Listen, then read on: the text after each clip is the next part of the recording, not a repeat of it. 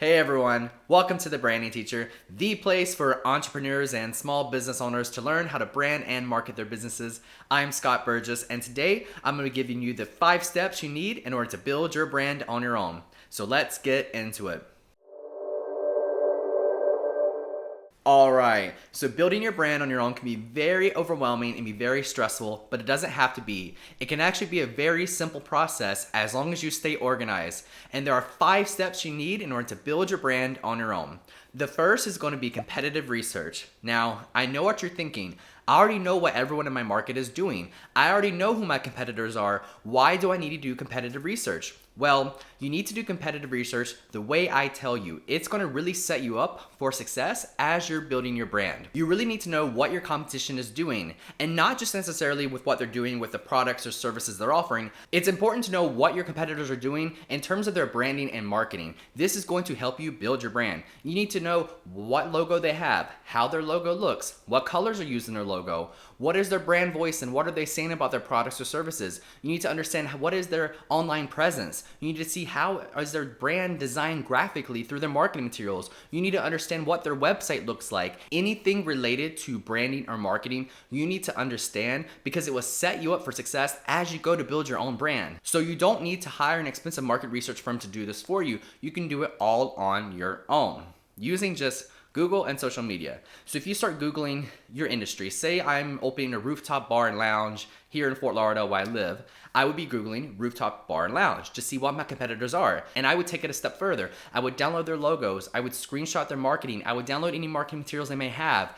I'll go screenshot social media posts. I would go through their entire website and read through it and take notes on what they're saying about their messaging. So if you can do competitive research this way and save all their marketing materials on your computer, it will save you so much time and give you a lot of inspiration to draw from. It also allows you to see what others in the industry are doing so you can be on the same benchmark. And when I mean benchmark, I mean take it and do it better. Take what your competitors are doing, draw that inspiration, and improve upon it. We don't want to copy what others are doing. You want to be unique. So that's the first step in building your brand. The next step is figuring out your name. And this is the most difficult part of branding. And remember, branding is the most difficult part of marketing. So once you've done your competitive research, it's time for you to figure out your brand name. And what I recommend you do for this is to see what your competitors are calling themselves. I would also recommend you just look and see what the industry standard is. And this can go 2 different routes. Route number 1 is your name is related directly to what you're doing. For example, the Branding Teacher. I'm all about branding. I teach people branding. I also do branding services. So the Branding Teacher makes sense. The other route is you could do something that's totally not related to your industry or your name or anything that's unique and that captures people's attention. For example, Twitter. What is it? What was Twitter when it came out? We were all like, what is Twitter? Well, obviously the logo is a little songbird, you call them tweets, but at the time we didn't know that. It was just some obscure name for a business. So I recommend you decide which route you want to take. You can have a unique name that is related to your industry. You can do some unique spins on it, pronouncing it differently, moving some letters around, using different phonetics, writing the name a certain way. So you can do a combination of both, but typically you're gonna go one route or the other. There are 3 rules you need to remember when figuring out your brand name. It needs to be rememberable, catchy, and unique. If you can follow those 3 rules, I promise you your name is going to come out okay. You need to get your name right the first time, so do some testing, play around it in the market, and once you figure out the name, you can move on to the rest of the marketing materials and the rest of the branding. Until you figure out your name, you cannot. It is very difficult to brand your business without knowing your name. Your name is going to help inspire your logo. It's going to help inspire your branding in terms of your look and feel your brand. It's going to help inspire your messaging. So before you move on to any other steps, you must figure out your name. And once you figure out your name, you can move on to step number 3, which is brand voice and messaging. It's important to figure out your messaging and your brand voice before you move on to any design elements, because this is going to help inspire your logo. It's going to help inspire your graphic design style. For brand voice, you want to figure out how you want to sound. Do you want to sound casual, stuffy, professional? Do you want to sound upbeat, bubbly? There are so many different ways you can go about figuring out your brand voice, and you need to figure out that brand voice before you move on to figuring out what you want to say.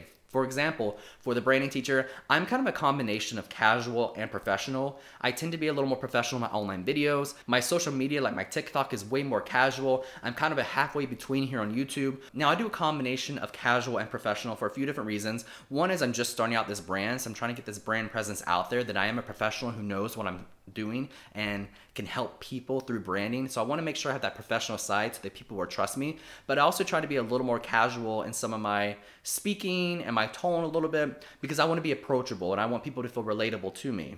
So that's why I do that. When it comes to your messaging, this is really when you need to figure out what you want to say about your brand and your product or your services in order to get people to buy them or to sign up for your services. So what I recommend you do is get a Word document going and just start throwing things on the page. Throw out words, buzzwords that relate to your brand that you want to say to make people be into it. And just start throwing those words on the screen, and that's going to help you build out your messaging.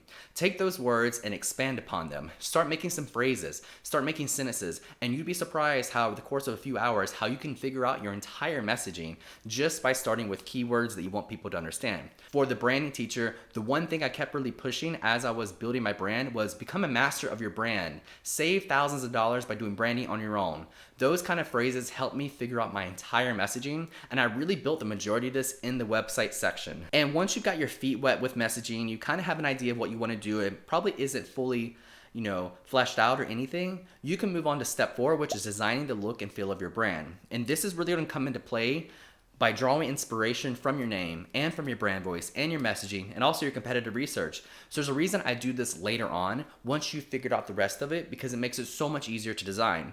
Design to me needs to be inspired by something, and a lot of times it's the words on the page that inspire me to create something visual. What I recommend you do first is do logo concepting. Just start sketching out some ideas on paper.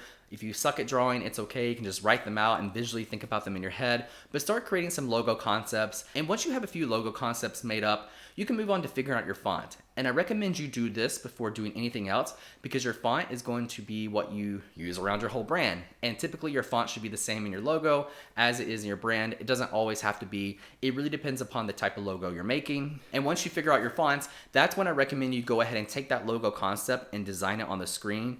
I typically like to design my logos using Adobe Illustrator and Adobe InDesign. A combination of the both really turns out with a great product. You can also use Canva or Adobe Creative Cloud Express. They have a lot of great icons you can steal from in order to make some cool logos, even if you don't have graphic design experience. The important thing with designing logos is to only design it in black and white. If your logo looks good in black and white, it's going to look great in any color. So go ahead and design that in black and white. And once you've got it designed, that's when you want to move on to the color palette selection. Do some research on the psychology of colors, which I'm sure I'm going to make a video about one day, and really think about what colors should be used in your brand, and then take those colors and put them on your logo. Take your primary color and put it on your logo. If it looks good, use it. Then once you have that primary color, you can move on to figure out your accent colors and the secondary colors and the colors for your fonts, but it all has to be based upon that one primary color. And then your logo will be complete. Once your logo is colorized, it is fully complete, and you can move on to step number 5, which is marketing your brand. This is where it gets a little tricky and can go so many different routes.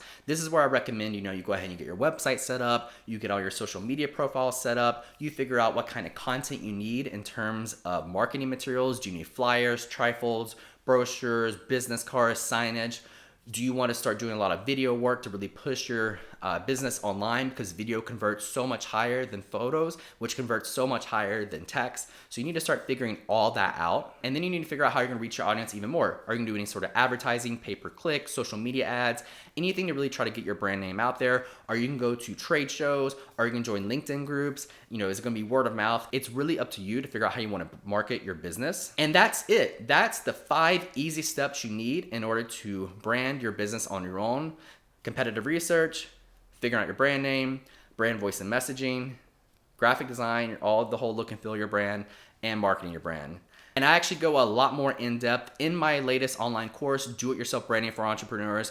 As an added bonus for watching this video, if you sign up now, you get 25% off the entire course by using coupon code LAUNCH25. It's a great course. It's 3.5 hours long, and it's really going to take you through the entire branding process from start to finish, and even includes a mock branding. So go check it out. I'm going to put the link down below in the description. If you have any questions, please feel free to reach out. Send me an email at scott@thebrandingteacher.com, and I'll see you guys next week.